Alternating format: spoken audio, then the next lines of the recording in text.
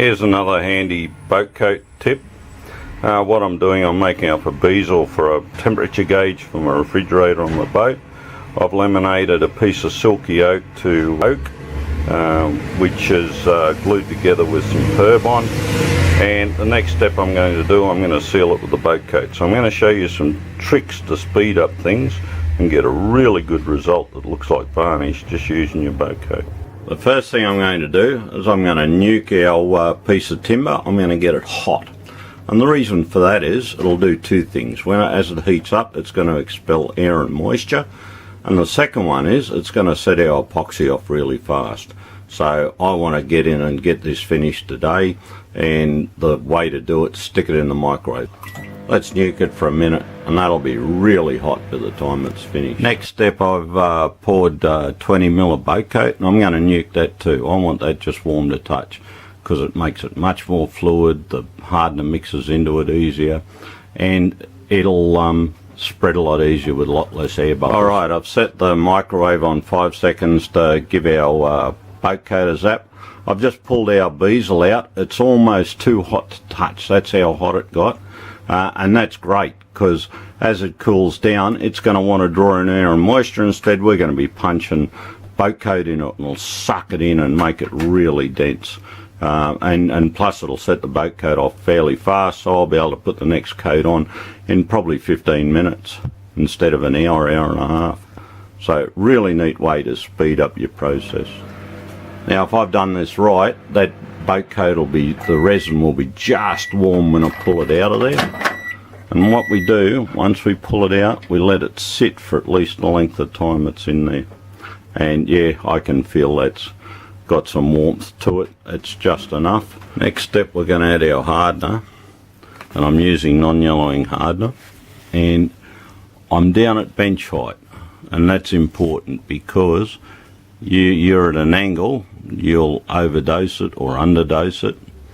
And notice I'm just using a measure cup, and it's pretty hard to see this because I got resin over my mark, but I know where it is.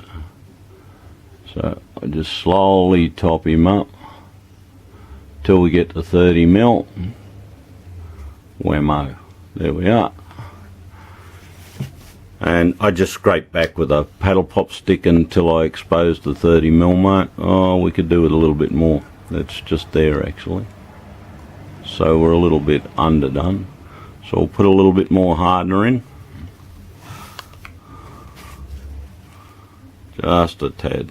If anything, be slightly shy on the hardener, because too much hardener cuts down on the tensile strength of your epoxy, and plus you're wasting hardener.